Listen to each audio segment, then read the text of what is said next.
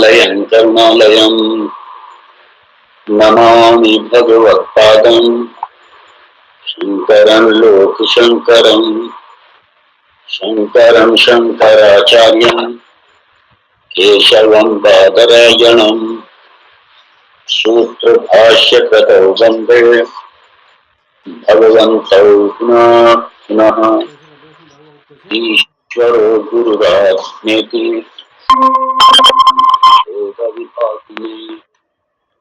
व्योमवद्व्याप्तदेहाय दक्षिणामूर्तये नमः।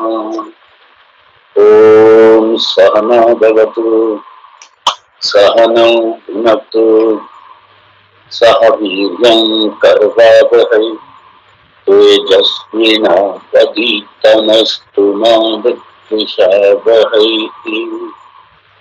ॐ शान्ति शान्ति शान्तिः। ॐ आप्यायन्तु ममाङ्गानि वाक्प्राणश्चक्षुश्रोत्रमथो बलमिन्द्रियाणि च सर्वाणि सर्वं ब्रह्मोपनिषदम् ब्रह्म निराकुर्यात् मा ब्रह्म निराकरोत् अनिराकरणमस्तनिराकरणं मे अस्तु तदात्मनि निरते य उपनिषत्सु धर्मास्ते मयि सन्तु। ॐ शान्ति शान्ति शान्तिः। मंत्र पांचवा, खंड 2, अध्याय 2। यह चेत अवैदिक अथ सत्यमस्ति न चेत इह वैदिक महती विनष्टिः भूतेषु भूतेषु विचित्य धीराः एतस्मात् लोकात् अमृता भवन्ति।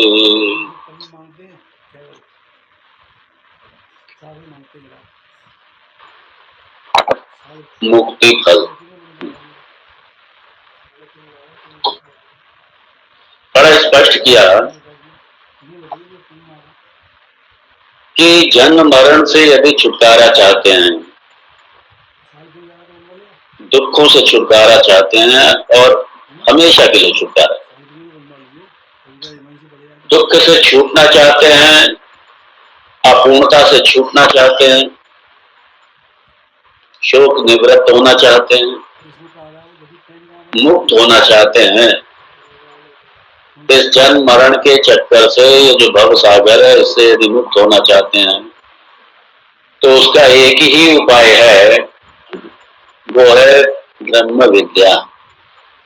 और ब्रह्म विद्या से क्या करना? अपने आप को ब्रह्म रूप में ही जानना। क्योंकि अनादिकाल से जो हम जन्म मरण के चक्कर में पड़ते चले आ रहे हैं, पता नहीं असंख्य जन्म ले चुके हैं, असंख्य, और अनादिकाल से असंख्य जन्म ले चुके हैं। असंख्य जन्म लेने के बाद में भगवान की बड़ी कृपा हुई, मानव जीवन मिल गया, बहुत कृपा हुई। और मानव जीवन मिल जाए वो भी इतना बड़ा नहीं, मानव जीवन में मनुष्यता आ जाए, मानवता आ जाए, मनुष्यता आ जाए, ये और भी बड़ी बात है। और मनुष्यता भी पर्याप्त नहीं है, ये मन में जिज्ञासा हो जाए कि मुझे ब्रह्म को जानना है, ब्रह्म को पाना है, अपने स्वरूप को जानना है, ये जिज्ञासा हो जाए, इतना भी पर्याप्त नहीं है। इसके बाद में सत्संग मिल जाए, महापुरुष का आश्रय मिल जाए, चरण शरण मिल जाए, मन में जिज्ञासा हो जाए मुक्त होने की, और ये पता चल जाए कि चूंकि ये ज्ञान सही है और ज्ञान प्राप्ति के लिए गुरु भी चाहिए, शास्त्र भी चाहिए, तो हमें संप्रदाय गुरु मिल जाए, महापुरुष का आश्रय मिल जाए, ये अंतिम ही है। इसलिए अगर भगवान ने किसी को ब्रह्म विद्या दी, सबसे बड़ी कृपा यही है। किसी को राज्य दे दिया, किसी को बहुत बड़ा पूरे चक्रवर्ती सम्राट बना दिया, सब कर दिया, बेकार है यदि ये विद्या नहीं मिली तो, सब बेकार। इसलिए सबसे बड़ा जो धन है वो है यही ब्रह्म विद्या, इससे बड़ा कोई धन ही नहीं। और ये धन का धन है भाई, सबसे बड़ा धन ये। अगर ये मिल गया तो सब मिल गया, तो सारे धन ठीक है, कुछ नहीं, कोई मतलब नहीं।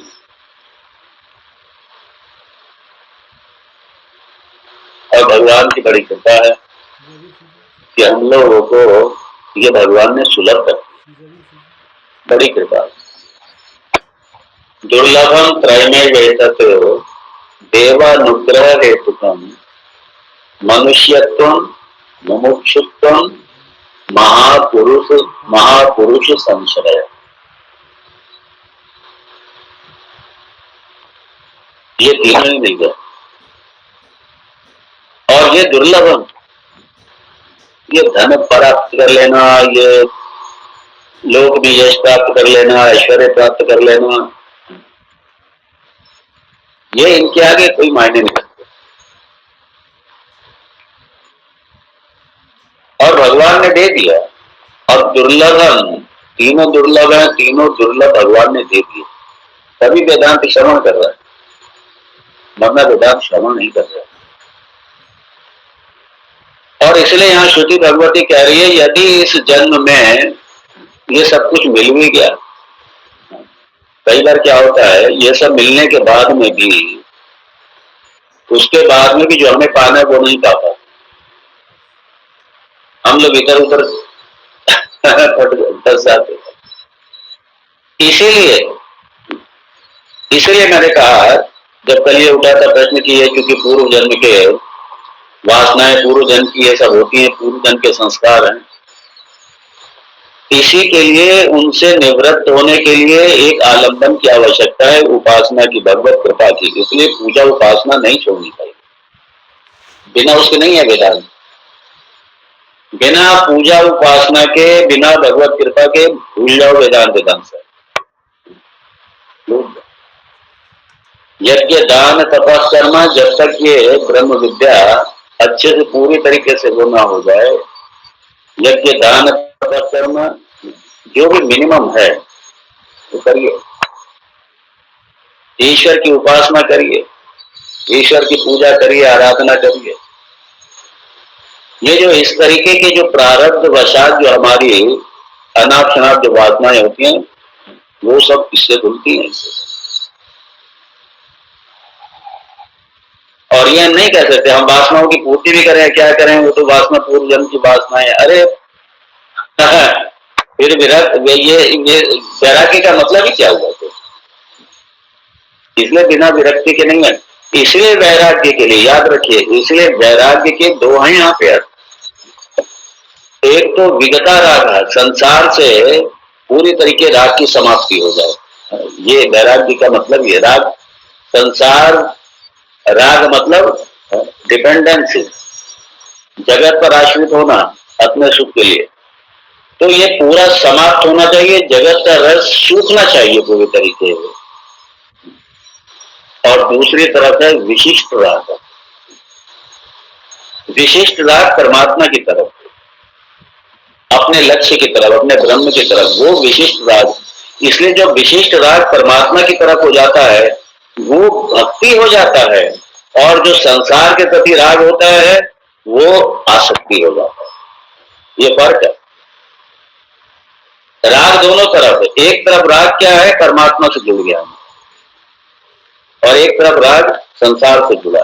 तो संसार से तो राग समाप्त हो जाए और परमात्मा की तरफ राग लग जाए, विशिष्ट राग। इसलिए परमात्मा की तरफ जब राग लग जाए तो विशिष्ट राग। इसलिए ईश्वर की उपासना जरूर कीजिए, एक आलंबन रखिए, हमेशा रखिए, सुबह शाम। वैसे तो त्रिकाल संध्या का है, 2 काल तो अपनी संध्या जरूर कीजिए, सुबह भी कीजिए, शाम को भी। पूजा कीजिए व्यवस्थित तरीके से, भगवान की उपासना कीजिए, भगवान का ध्यान कीजिए, जितना भी कर सकते हैं, जो भी आता है करिए। कोई ना कोई सहस्र नाम लेके बैठ जाइए, विष्णु सहस्र नाम लेके बैठ जाइए, ललिता सहस्र नाम लेके बैठ जाइए, दुर्गा सहस्र नाम लेके बैठ जाइए, शिव सहस्र नाम लेके बैठ जाइए, राम सहस्र नाम लेके बैठ जाइए, हनुमत सहस्र नाम लेकर के बैठ जाइए, जो भी आपके इष्ट है लेके बैठिए। क्योंकि श्रुति भगवती बड़ा स्पष्ट किया चेत अवैधि अतः सत्यम। यदि इस जन्म में हमने जान लिया तब तो ठीक है, नहीं तो महाविनाश है। और महाविनाश यही है जो भाष्यकार भगवान ने लिखा कि बस आते रहो जाते रहो, जन्मते रहो, मरते रहो, रोते रहो, चिल्लाते रहो, खुद भी रहो, दूसरों को रुलाओ। दो काम में हम लोग सब एक्सपर्ट हैं। मैं बहुत कई बार कह चुका हूं, एक हम लोग रोने में बड़े एक्सपर्ट हैं और एक रुलाने में बड़े एक्सपर्ट हैं, और जीवन भर यही करते हैं, रोते हैं और रुलाते हैं।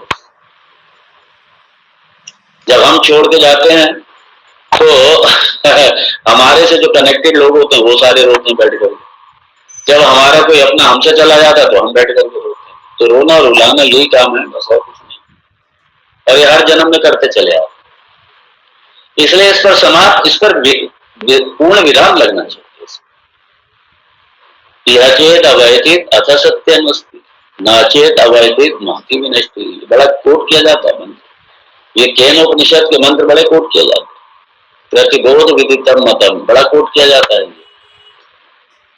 ये ब्रह्म की परिभाषा है, प्रतिबोध विदितम मतम।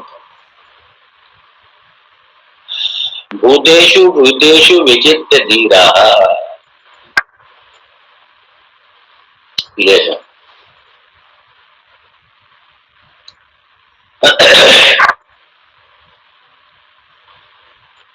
इसलिए यहाँ पे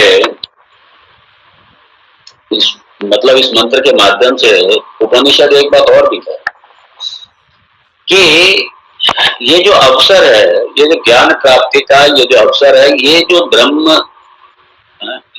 संसद है, ये ब्रह्म सत्संग है, ये जो अवसर है ये बड़ा ही दुर्लभ, बहुत दुर्लभ, बहुत ज्यादा दुर्लभ।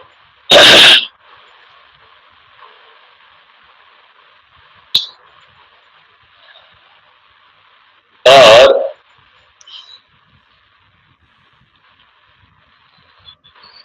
इस जन्म में ये विद्या मिल गई, सत्संग मिल गया,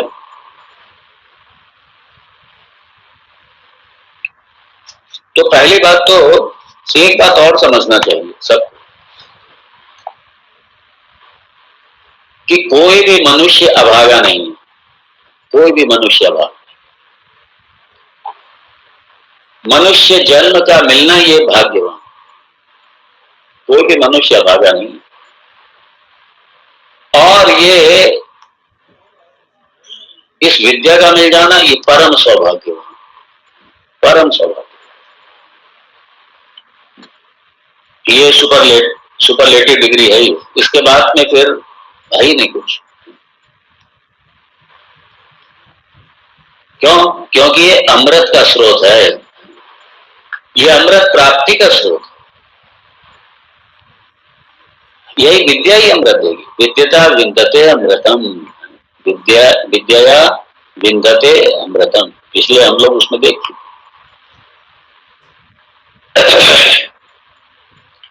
और यदि सब कुछ हमें मिल गया और हमने सदुपयोग नहीं किया इस जीवन का,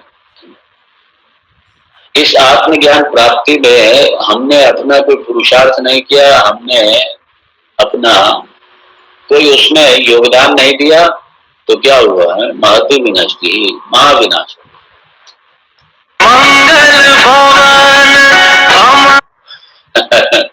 प्रमाण क्या? प्रमाण क्या? अरे प्रमाण ये जन्म है ना, तो जन्म जिसमें हम लोग जी रहे हैं ये जन्म प्रमाण, ये जन्म प्रमाण। और क्या प्रमाण चाहिए इसका?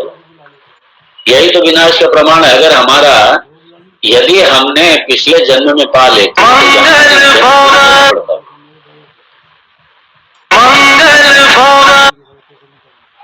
लेकिन फिर भी भगवान की कृपा। और ये जन्म लीजिए भगवत कृपा, और ये जो पिछले जन्मों की यात्राएं जो चल रही हैं, इसलिए आप और हम सब ये इसी जन्म में आकर के वेदांत का सत्संग नहीं श्रवण कर रहे हैं, याद रखना। ये हम लोग की पिछले जन्मों की यात्रा है ये सब, क्योंकि एक जन्म में संभव ही नहीं हो पाता, एक जन्म में संभव नहीं। हाँ, यदि कोई ऐसे योग भ्रष्ट मतलब पिछले जन्म में साधन पूरा नहीं हो पाया, कुछ रह गया था, भ्रष्ट को नकारात्मक सेंस मिलेगी, अपने पाप से वो पतित हो गया। नहीं, योग भ्रष्ट मतलब उसकी पिछले जन्म में साधन पूरा नहीं हो पाया, और उसके बाद में जब साधन पूरा नहीं हो पाया तो अब अपने इस जन्म में आकर के पूर्ति कर रहा है। और इस कैटेगरी में अगर देखें तो परम पूज्य रमण महर्षि हो गए, ठाकुर जी हो गए, ये इस कैटेगरी इस तरीके के जो महापुरुष हैं, कुछ रह गया था इस जन्म में आकर के पूरा करना।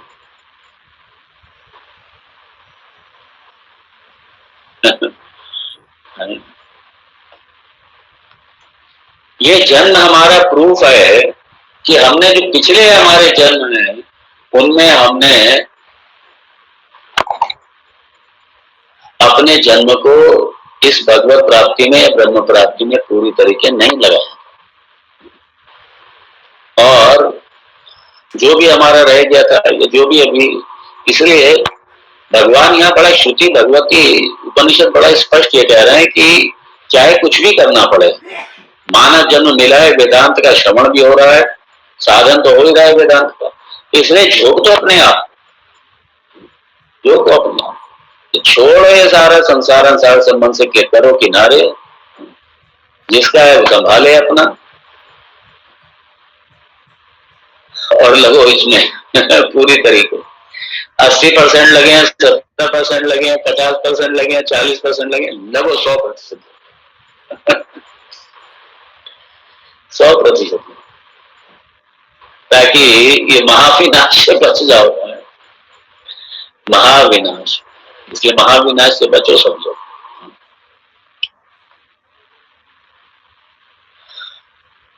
और एक और मजे की बात, ये जो कंसेप्ट है मुक्ति का, ये सत्य है, और ये सनातन धर्म में ही है, भी नहीं। स्वामी विवेकानंद जी ने जब पश्चिम में बोले तो, क्योंकि उन्होंने वेदांत का ही बोले, और उन्होंने बड़ा स्पष्ट कहा, क्योंकि उस समय पश्चिम में तो वेदांत था ही नहीं, तो स्वामी जी ने खाली इंट्रोड्यूस किया था वेदांत को वहां पे धर्म संसद के माध्यम से। स्वामी जी ने कहा था, वहां स्वामी विवेकानंद जी ने कहा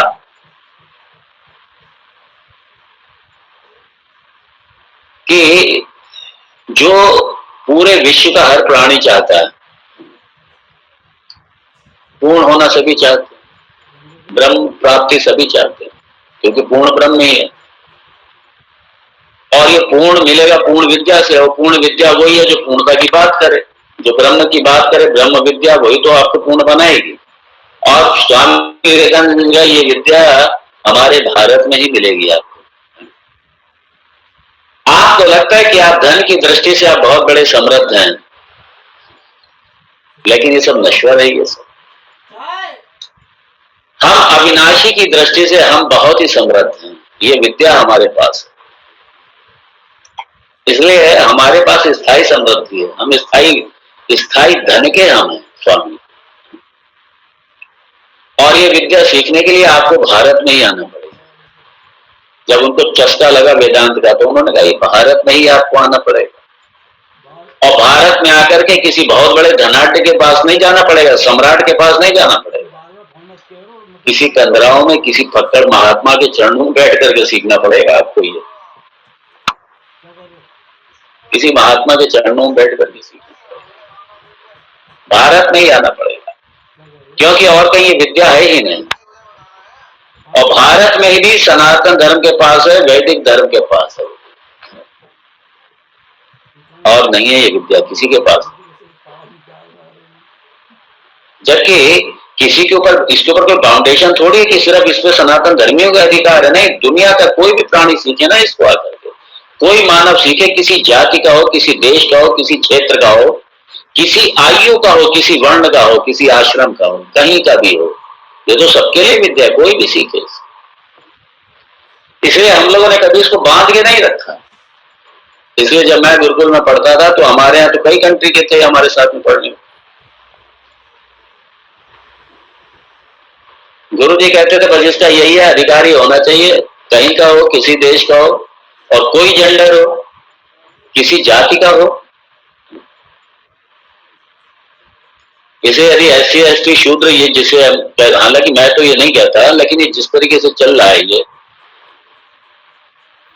इसे ब्रह्म विद्या पर सबका अधिकार। इसलिए भगवान कृष्ण ने भी जब गीता में कहा स्त्री वैश्य तथा शूद्र, सबका अधिकार है, कोई भी सीखे, सत्संग में सबका अधिकार।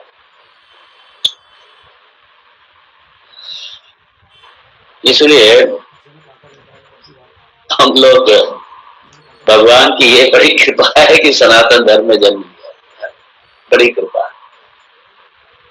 और भगवान जब भी, पता नहीं आगे का क्या है किसी को नहीं पता, मैं तो अपना कहता हूं, अगर कभी जन्म दे तो सनातन धर्म में ही दे, वैदिक धर्म में ही दे, और महापुरुषों के आश्रय जरूर दे। वेद का आश्रय, गुरुदेव का आश्रय, ये जरूर दे, यही दे बस। और भारत में ही जन्म दे क्या जरूरत, इधर उधर जाने की जरूरत ही क्या। मुझे तो कई बार बड़ा आश्चर्य होता है जब मैं देखता हूँ लोग बाहर जा रहे हैं सिर्फ पैसे के लिए तो बाहर पैसा थोड़ा ज्यादा मिलता है, इसलिए पैसे लिए जा रहे हैं। बड़ा अफसोस होता, दुख होता,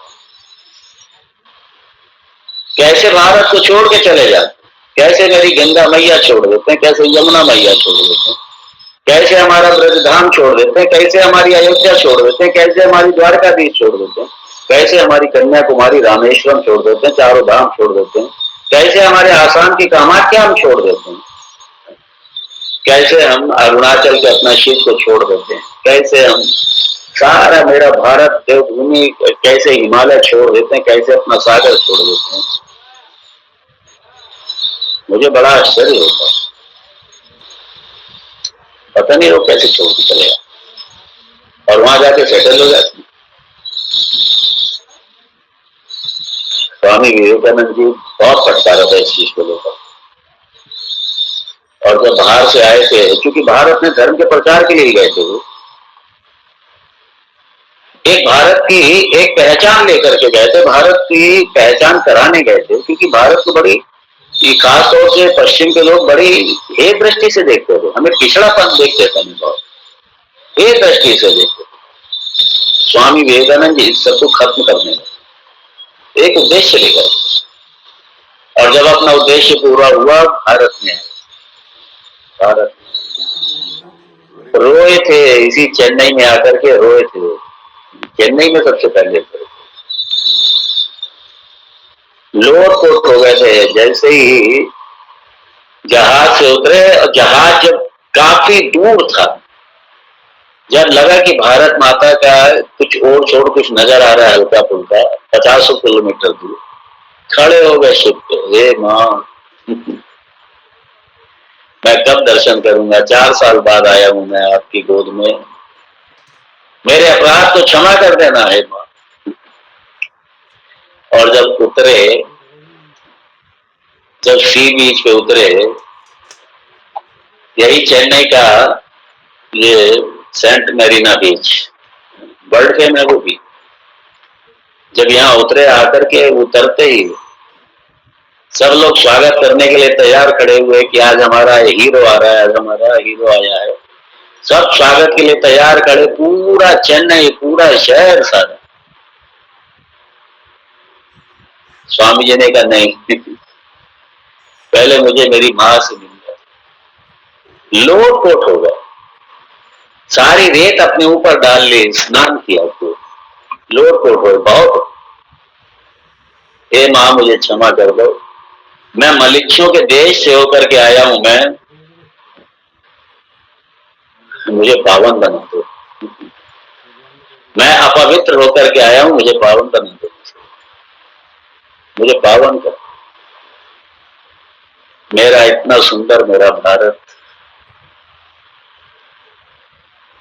जिसने हमें ये विद्या दी, सारे विश्व को जिसने ये विद्या दी,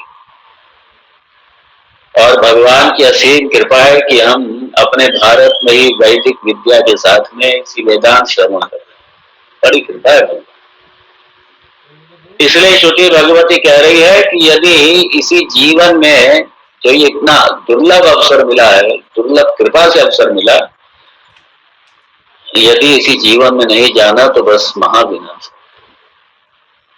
पता नहीं अगला जन्म होगा कहां।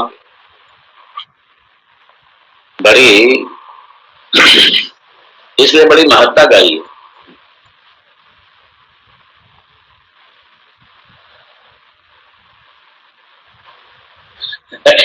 एक और बड़े आश्चर्य की बात, देखिए जितने अपने यहाँ जो और मत हैं, जो और दर्शन हैं, चाहे वो द्वैतवादी हैं, विशिष्ट अद्वैतवादी हैं, या और भी जितने भी हैं, कबीर पंथी हैं, दादू पंथी हैं, पता नहीं कितने अपने यहाँ सारे संप्रदाय हैं, सारे के सारे चाहते मुक्ति है। ये बड़े मजे की बात है, चाहते मुक्ति है लेकिन वेदांत नहीं चाहते, वेद नहीं चाहते, वेदांत नहीं चाहते। मुक्ति चाहते हैं लेकिन वेदांत नहीं चाहते। शास्त्र तो कह रहा है कि बिना वेदांत के मुक्ति ही नहीं, क्योंकि प्रमाण नहीं है ना दूसरा।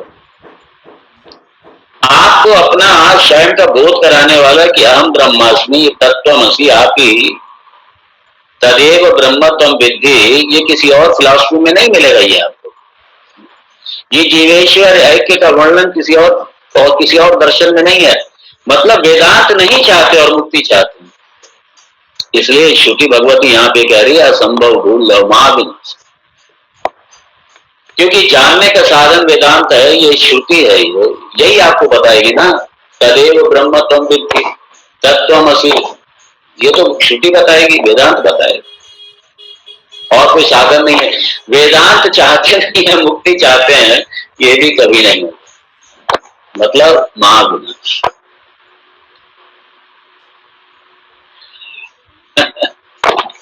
ये बड़ा आश्चर्य है। मुक्ति सब चाहते हैं और वेदांत वो लोग चाहते नहीं, जानते नहीं। सबसे बड़ी चाहना ना चाहना कि जानते नहीं, वेदांत के बारे में जानते नहीं, और बिना वेदांत के मुक्ति नहीं है। क्योंकि ज्ञानात एव तो कैवल्यम, और ज्ञान का साधन है वेदांत। ये थोड़ी कि सर पे गुरुदेव हाथ रख देंगे और बस ज्ञानी हो जाएंगे, आंखें बंद करके गुफा में बैठेंगे और ज्ञानी ब्रह्म ज्ञानी हो जाएंगे।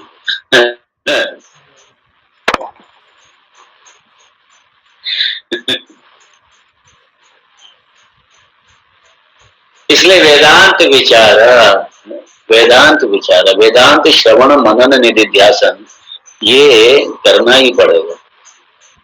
और यदि ये नहीं है तो फिर मुक्ति भी नहीं है। मुक्ति बहुत दूर, हम भूल जाओ।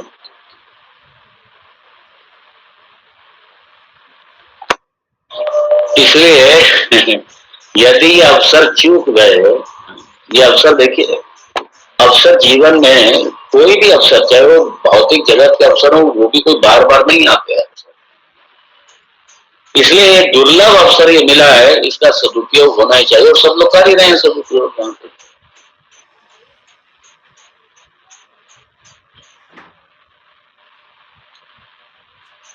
इसलिए क्या होता है कि जब हम ट्रेन पे बैठ जाते हैं ना, तो ठीक है हम अपनी मंजिल पे पहुंच जाए, लेकिन ट्रेन में बैठ गए और मंजिल पे पहुंचे नहीं और पहले उतर गए, प्रॉब्लम वहां आ जाती है कई बार। इसलिए मैंने देखा, वेदांत का श्रवण करेंगे, खूब करेंगे, और उसके बाद में फिर क्या कहेंगे, अरे हुआ तो कुछ नहीं, हम तो वहीं के वहीं हैं, ये भी हाँ हमने ये भी पढ़ लिया वो भी पढ़ लिया, क्या कारण है? क्योंकि वैराग्य नहीं।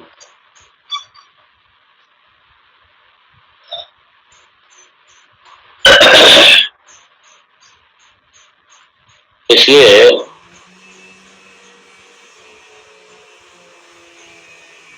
चेत अवैधि, यदि ये ज्ञान इसी जन्म में इसी जन्म में इसी जीवन में यदि ये ज्ञान मिल गया, यदि ये ज्ञान प्राप्त कर लिया,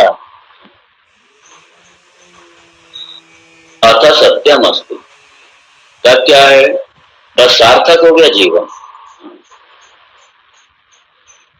क्योंकि भगवान सार्थक क्यों हुआ? क्योंकि भगवान ने ये जीवन दिया ही मुक्ति के लिए, इसी आध्यात्मिक ज्ञान के लिए, इसी ब्रह्म विद्या के लिए जीवन दिया है, दूसरा कोई हेतु नहीं है। यद्यपि जीवन का उपयोग, जीवन का प्रयोग जीवन के हजारों दिशाओं में, हजारों क्षेत्रों में किया जा सकता है,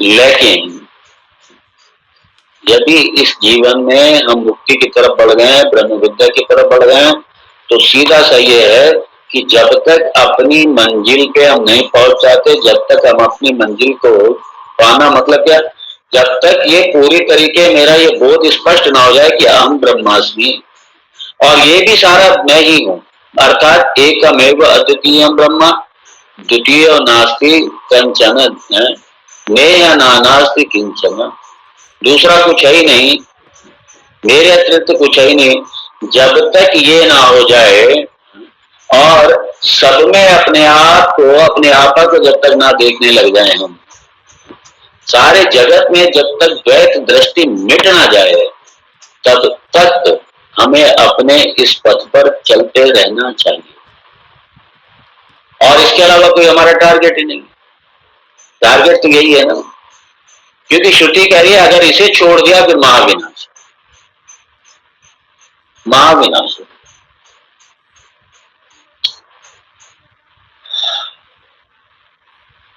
तो नाचेत अवैधि, और यदि हमने अपने जीवन में, अपने जीवन का इसको पाने में उपयोग ही नहीं किया, नहीं पाया हमने, तो फिर महाविनाश, महाति विनाश।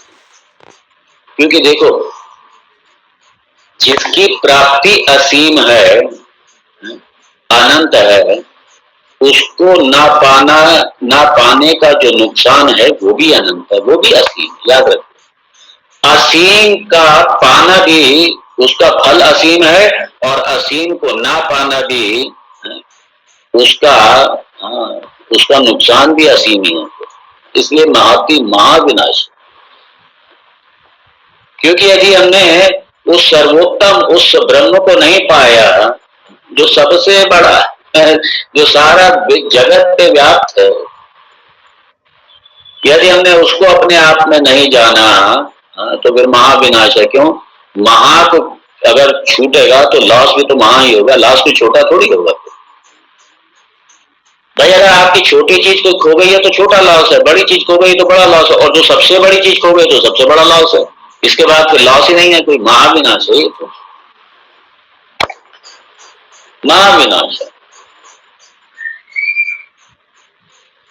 इसलिए यहाँ पे शास्त्र कह रहा है क्या? भूतेषु भूतेषु, ये भूतेषु भूतेषु विचित्य धीराः,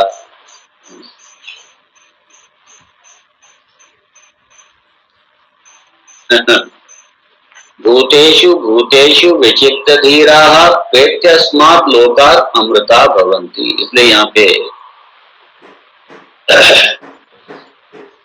मतलब कैसे अमृता भवन्ति, यहाँ भगवान भाष्यकार कह रहे हैं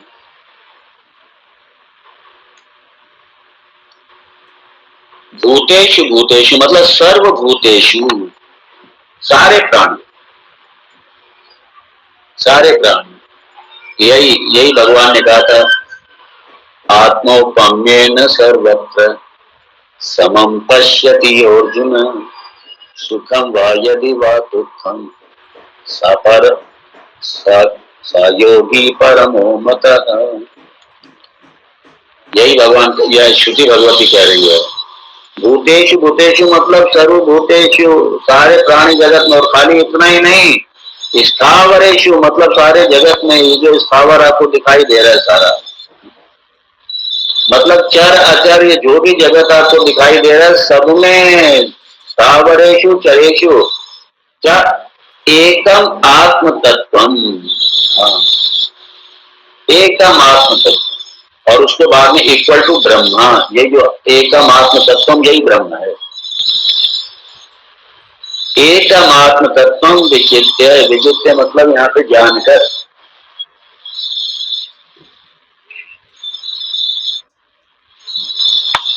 जैसे लहर है, समुद्र की करोड़ों अरबों लहर, समुद्र भी है। समुद्र में सारा फेन है, बुदबुदे हैं, सारा समुद्र जगह।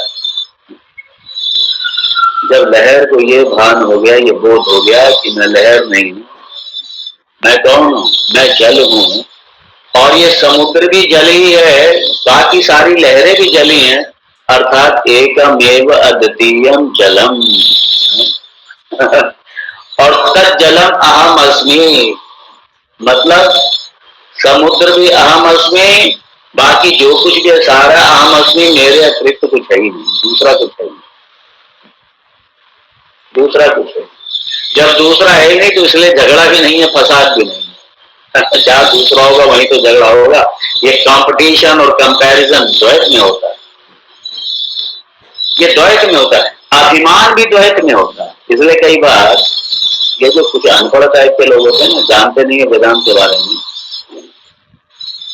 ज्ञान पे आक्षेप लगा, अरे ज्ञानी तो बड़ा अहंकारी होता है, ज्ञान का अहंकार आ जाता है, ये वो। अरे जब तक द्वैत है तब तक अहंकार है। जब तक भगवान भी अलग और मैं भक्त हूं, जब तक ये भी है तब तक भी अहंकार है। अहंकार का मर्दन ज्ञान से होता है, अद्वैत में होता है। अद्वैत में जब दूसरा है ही नहीं, अभिमान करने के लिए दूसरी चीज चाहिए, दूसरी वस्तु चाहिए। अभिमान आप करें इसलिए ज्ञान में तो अभिमान समाप्त हो जाता है सारा। ज्ञान में तो अहंकार का मर्दन हो जाता है, अभिमान समाप्त हो जाता है। दूसरा कुछ है नहीं, अभिमान करेंगे किसका, अहंकार करेंगे किसका जब दूसरा कुछ है नहीं। एकमात्र अपना आप ही है, ना कुछ तुलना है किसी से, ना कुछ कंपैरिजन है किसी के साथ में, कुछ भी नहीं।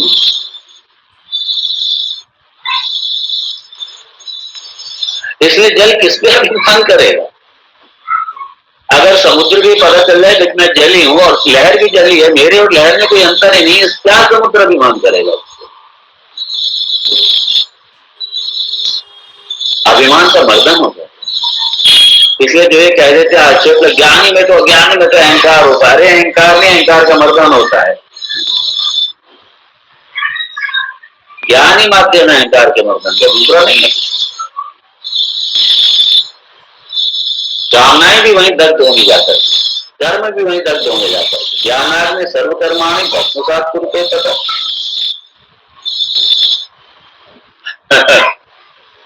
इसलिए स्थावरेषु मतलब क्योंकि सारे स्थावर जगत का जो अधिष्ठान रूप से ब्रह्म ही तो है, आत्म तत्व ही तो है, सच्चिदानंद, यही तो अधिष्ठान है सारे जगत का। और सारे प्राणियों का भी अधिष्ठान हुई है, सारे प्राणियों में भी वही पुत्र पुत्र कर रहा है, उसी की सत्ता से सब कुछ हो रहा है। इसलिए भगवान भाष्यकार कह रहे हैं भूतेषु भूतेषु मतलब सर्वभूतेषु, स्थावरेषु चरेषु, क्या चराचर में सब जगह एकम आत्म तत्व ब्रह्म विचित्य। विचित्य मतलब जानकर, एकम आत्म तत्व ब्रह्म विचित्य। फिर उसमें लिखा है विज्ञाय, विचित्य मतलब विज्ञाय, जान करके। फिर यहाँ पे लिखा साक्षात्कृत्य, साक्षात्कार करके, यही साक्षात्कार है कल जो मैं आपको समझा रहा था, ये है साक्षात्कार। अब आप समझ लीजिए साक्षात, इसलिए कभी भटकना नहीं कोई इधर उधर, वो साक्षात करके लिया फलाने ने साक्षात, ये साक्षात्कार है। और यदि आपकी ये सब समझ में आ जाए और आप तो आपको भी साक्षात्कार हो गया, जिसने ये समझ लिया उसको साक्षात्कार हो गया। धीराः धीमन्तः, धीराः ज्ञानी, धीराः ज्ञानी, धीमन्तः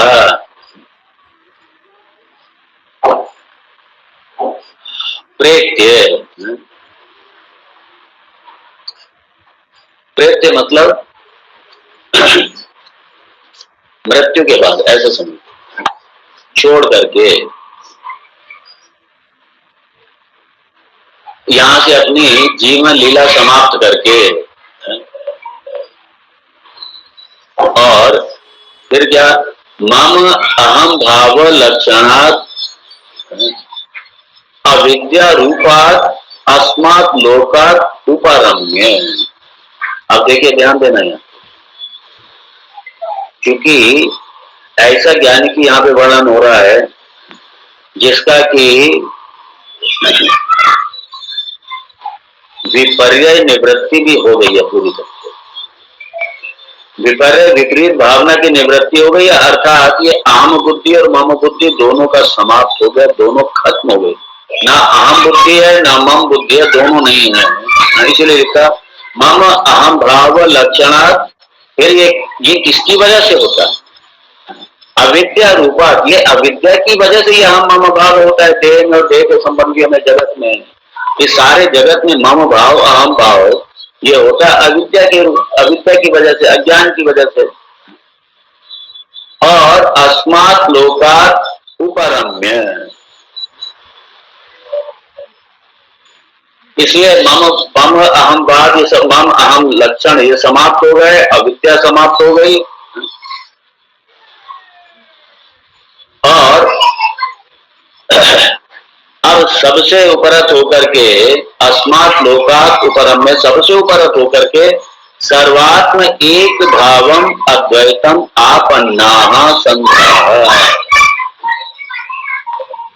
सर्वात्म एक भाव, सब में, सारे जगत में आत्म एकत्व रूप, एकत्व आत्म रूप अद्वैत भाव को प्राप्त होकर, आपन्ना मतलब प्राप्त होकर के क्या हो जाता है? अमृता भवंती। अमृता भवंती मतलब बड़ा स्पष्ट, ब्रह्मई भक्ति की।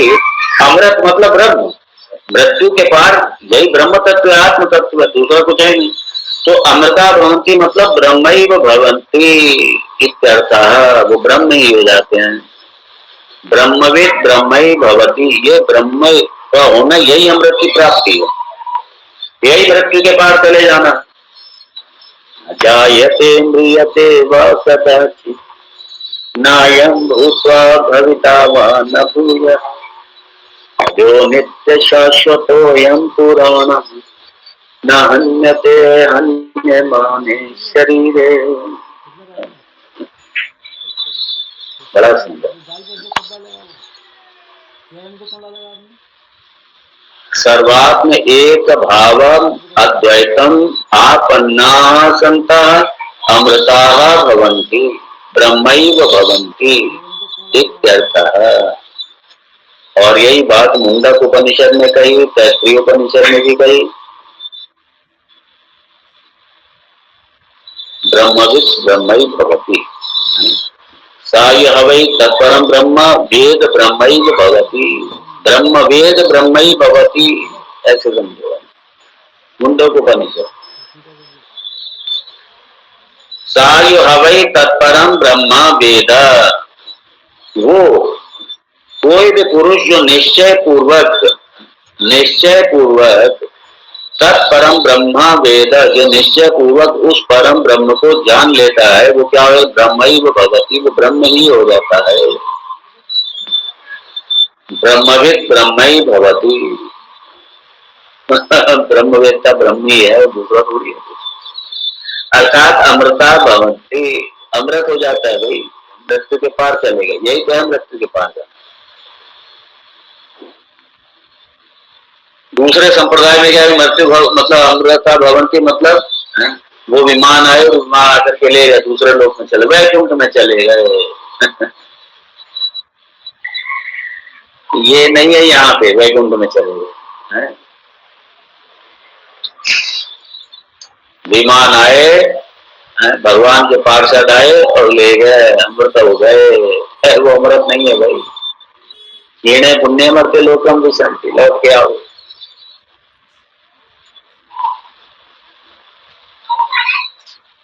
इसलिए बड़ा श्रुति भगवती बड़ा ही स्पष्ट,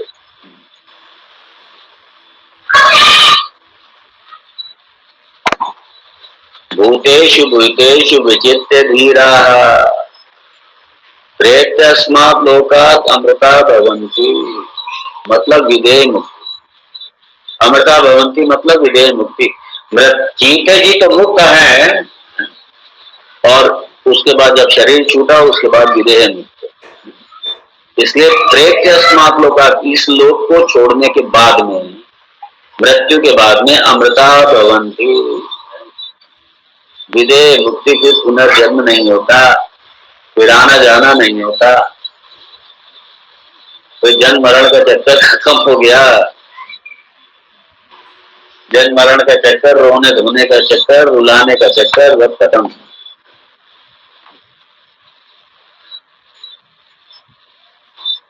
फिर तो सारे जगत पे आप व्याप्त हो गए, आपके अलावा दूसरा कुछ है ही नहीं। आप पूर्ण है, आपको क्या पाना बाकी रहेगा? आपको कुछ पाना बाकी नहीं रहेगा जिसके लिए आप जन्म लोगे। ना कोई कामना है ना कोई कर्म है। जब कामना नहीं है तो कर्म भी नहीं है, सारे कर्म समाप्त हो गए, सब कुछ खत्म हो गया।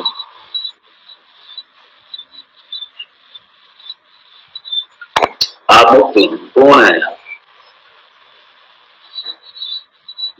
ब्रह्मविद ब्रह्म भव, आप ब्रह्म ही है। क्या बचा? क्या कुछ नहीं बचा। और ये सबकी यात्रा, ये सब जानना चाहते हैं।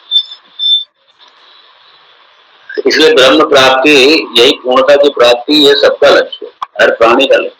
और सब उसी को पाने की तरफ, उसी को पाने के लिए सब उसकी तरफ बढ़ भी रहे हैं सब। लेकिन अपने अपने तरीके से लगे हो।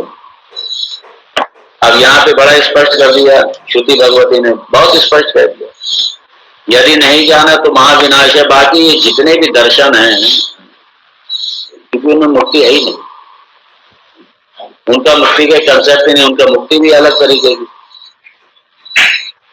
इसलिए आते रहेंगे, जाते रहेंगे, रोते रहेंगे, चिल्लाते रहेंगे, लगे रहेंगे, लगे रहोगे, लगे रहो।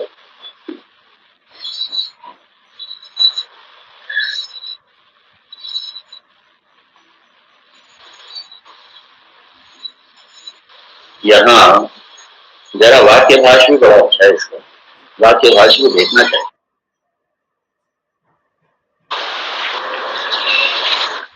यह चेत अवैधि इति अवश्य कर्तव्यता उक्ति विषय ये विनाश श्रुते है, बड़ा यहाँ पे स्पष्ट किया है।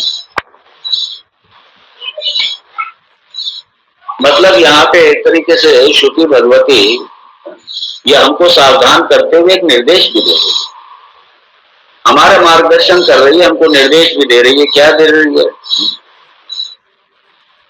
कि आत्म साक्षात्कार इसी जीवन में कर लीजिए, ये आपका आवश्यक कर्तव्य है।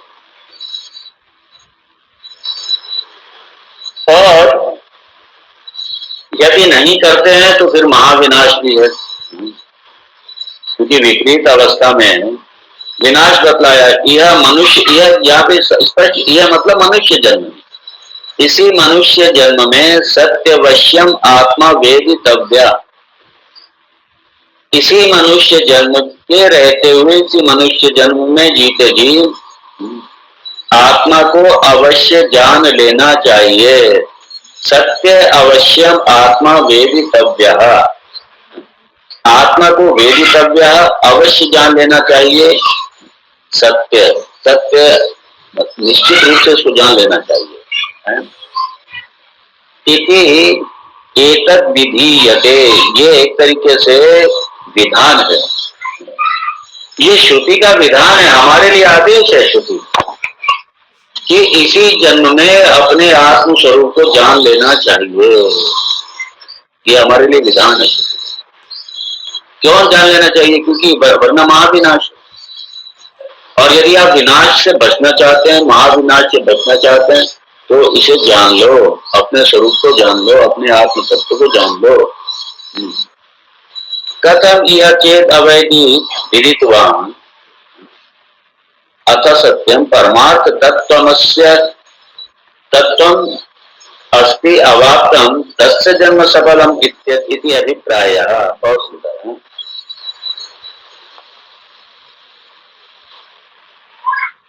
क्योंकि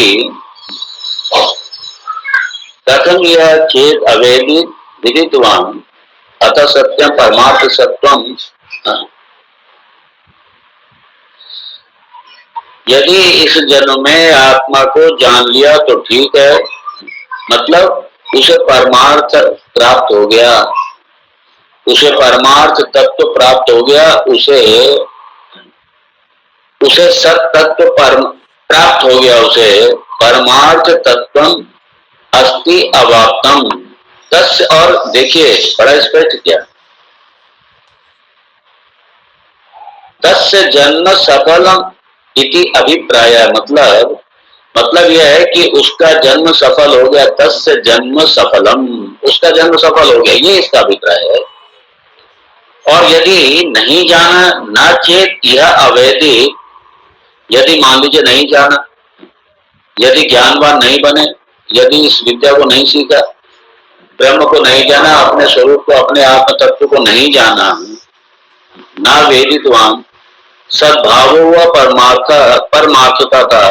परमार्थता व सत्यम विद्यते, सॉरी वृथैव जन्म यह नाचेत यह अवैधित न वेदित, यदि नहीं जाना तो क्या हो गया, वृथैव जन्म, जन्म व्यर्थ हो गया, आपने जन्म मिट्टी में मिला दिया। तो संत कहते हैं ना अपने वाणी में, मीरा ने जी ने भी लिखा है तो मैंने हीरो गवायो कचरा में संतों की भाषा है, मैंने हीरा गवाया कचरा में, कचरे में सारे इस संसार रूपी कचरे में अपने आप को गवा दिया, खत्म कर दिया। हीरो गवाया कचरा, इतना सुंदर मानव जन्म मिला और कचरे में गवा दिया, खत्म कर दिया इस कचरे में। मैंने हीरो गवाया कचरा में ये मारवाड़ी भजन भी है राजस्थान में, मैंने हीरो गवायो कचरा में, कचरे में गवा दिया हीरो।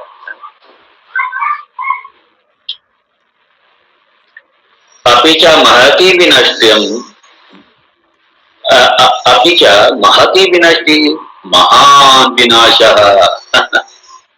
महाविनाश है, नहीं जाना, जीवन व्यर्थ हो गया है। और कौन सा महाविनाश है, जन्म मरण प्रबंध विच्छेद प्राप्ति लक्षण यतः तस्मात् अवश्यम तत् विच्छेदाय ज्ञेय आत्मा, ये भी साफ कह दिया। यदि आप ये जन्म मरण के चक्कर से छुटकारा पाना चाहते हैं, से छूटना चाहते हैं, समाप्त करना चाहते हैं, तद विच्छेदाय ये आत्मा, तो फिर अपने आत्म तत्व को, अपने आप को जान लो। ये आत्मा मतलब अपने स्वरूप को जान लो, आत्म तत्व को जान लो। हाँ, और इसके अलावा कोई साधन नहीं है। तो इसलिए लिखा तस्मात् अवश्यम, बिल्कुल निश्चित रूप से ये आत्मा, इसको जान लेना चाहिए। किसके लिए, तद विच्छेदाय, ये संसार का जो जन्म मरण का चक्कर है उससे उच्छेदन करने के लिए, उसे समाप्त करने के लिए अवश्यम ये आत्मा, अपने आत्म तत्व को, आत्मा को अवश्य जान लेना चाहिए। नहीं तो फिर महाविनाश, रोते रहो, चिल्लाते रहो, आते रहो, जाते रहो, कभी गधे के जो पेट में आओ, कभी घोड़े के पेट में आओ, कभी मच्छर के पेट में आओ, कभी मक्खी के पेट में आओ, कभी मुर्गी के पेट में आओ, पता नहीं कितने जीव है ये भगवान। कभी कीड़े रेंग रहे हैं उनके पेट में आओ, कभी सांपों के पेट में आओ, बिच्छू के पेट में आओ, यही बस भोगते रहो आकर के, कीड़े मकोड़े बनते रहो, दुनिया के पैरों के नीचे आते रहो, मरते रहो, मरते रहो, फिरते रहो, भोगो सारे। इसलिए कह रहे हैं अवश्यम ये आत्मा, इस आत्मा को अवश्य जान लेना चाहिए। इसके लिए तद विच्छेदाई है। ये जो जन्म मरण का जो संसार जिसका लक्षण जन्म मरण है, इसको छेद करने के लिए आत्मविद्या या आत्मा को जान लेना चाहिए।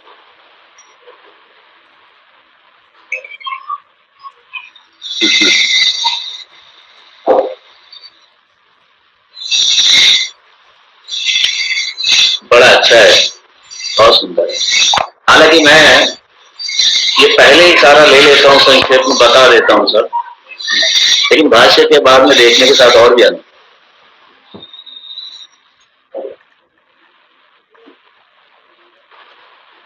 अब ये कह रहा है, कोई पूछे कि ठीक है ज्ञान प्राप्त हो जाएगा, फिर क्या हो जाएगा, उससे क्या होगा? ज्ञानेन तो किम स्यात् इति उच्यते। भाई ठीक है, ज्ञान से क्या हो जाएगा? आपने ज्ञान प्राप्त कर लिया, क्या हो जाएगा ज्ञान से? तो वो कह रहे हैं, भूतेषु भूतेषु चराचरेषु सर्वेषु इत्यर्थः विचित्य प्रथम निष्कृत्य। ये ध्यान दीजिए, सारे जगत से सत को पृथक करके, क्योंकि अधिष्ठान रूप से सत है सारे जगत का कारण, तो सारे जगत से सत को पृथक करके और जो प्राणी समुदाय है उससे चित्त को पृथक करके, इसलिए विचित्य प्रथम निष्कृष्य एकम आत्म तत्व संसार धर्म ही अस्पृष्टम। ध्यान देना, ये आत्म तत्व को यहाँ परिभाषित किया है। क्या परिभाषित किया है? संसार धर्म ही अस्पृष्टम, मतलब जो असंग है, संसार के जितने गुण धर्म हैं सबसे पृथक है, सबसे असंग है ये आत्म तत्व।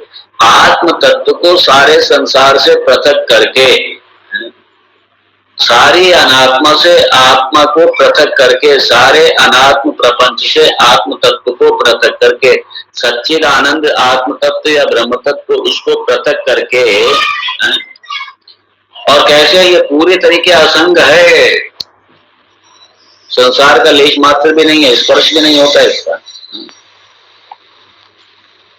तो आत्म भावेन उपलभ्य उपलभ्य इत्यर्थः, अपने आत्म भाव से, क्या कि सारे जगत का अधिष्ठान चूंकि मैं ही हूं, इसलिए मेरे अतिरिक्त कुछ है ही नहीं। सारे जगत में आत्म भाव करके अनेकार्थत्वात् धातूना न पुनः न पुनश्चत् इति संभवति विरोधा। मतलब जो धीर है, जो धीरा धीमंता विवेकिना विनिवृत्त बाह्य विषय अभिलाषाया, ध्यान देना ये बिल्कुल, ये भाष्यकार के शब्दों को पकड़िए। मैं कल भी इसी पर, आज मैंने शुरुआत इसलिए यहीं से की। बाह्य विषय अभिलाषाया प्रेत्य,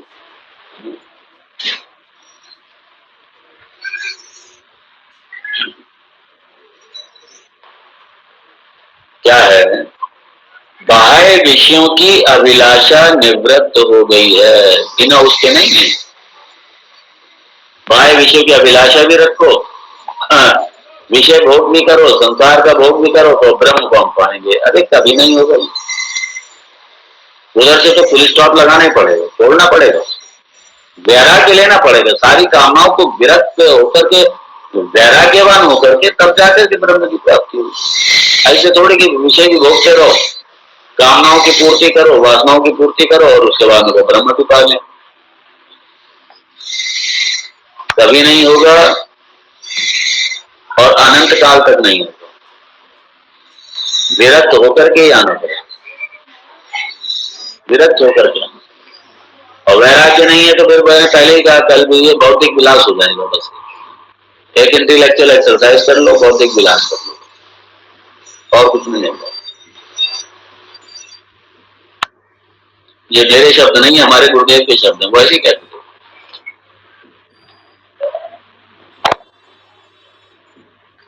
धीमंतः विवेकिना विनिवृत्त बाह्य, ये लिखा, बाह्य विषय अभिलाषाया प्रेत्य, प्रेत्य मृत्वा अस्मात् लोकात् शरीरादि अनात्म लक्षणात् व्यावृत्तम व्यावृत्त ममत्व अहंकाराः संता इत्यर्थः। ये जो सारा अनात्म रूपी जो सारा जगत है, ये जो सारा अनात्म रूपी सारा जगत है, ये जो पूरा जो प्रपंच है, अनात्म प्रपंच है सारा, वहां से ममत्व अहंकार, ये अहम मम बुद्धि पूरी तरीके से निवृत्त और सारी बाह्य विषयों की अभिलाषाएं समाप्त हो गई, सारी निवृत्त हो गई सारी। फिर ऐसे होकर के अमृत अमरण धर्मा, मतलब नित्य विज्ञान अमृत स्वभाव आत्मरूपी ही हो जाते हैं। इसलिए जगत और ब्रह्म साथ में नहीं चलेगा।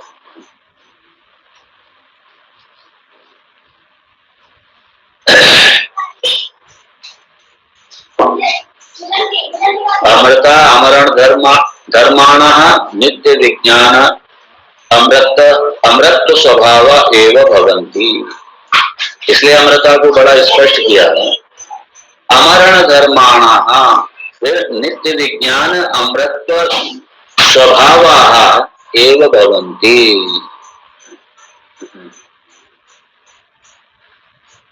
अमरण है, अमरण धर्मा, अमृत मतलब अमरण धर्मा, मतलब नित्य विज्ञान अमृत स्वभाव वाले हो जाते हैं, अर्थात ब्रह्म हो जाते हैं।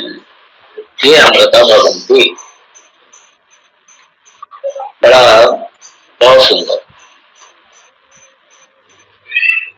अब तृतीय खंड शुरू होगा। इसमें आख्यायिका है, बड़ी सुंदर है ये भी। ये जो आख्यायिका है, अब इसको कल हम लोग इसको श्रवण करेंगे इसका, और आज यहीं इसको विराम देते हैं। ओम पूर्णमद पूर्णमिदं पूर्णात् पूर्णमुदच्यते पूर्णस्य पूर्णमादाय पूर्णमेवावशिष्यते। ओम शांति शांति शांति। शंकरं शंकराचार्यं केशवं बादरायणं सूत्र भाष्य कृतौ वंदे भगवन्तौ पुनः पुनः। ईश्वरो गुरुरात्मेति बुद्धिभेद विभागिने व्योमवद्व्याप्तदेहाय दक्षिणामूर्तये नमः। ओम शांति शांति शांति। हरि ओम श्री गुरुभ्यो नमः। हरि ओम। ओम नमो नारायण। हरि ओम हरि ओम। प्रणाम। जय श्री कृष्ण।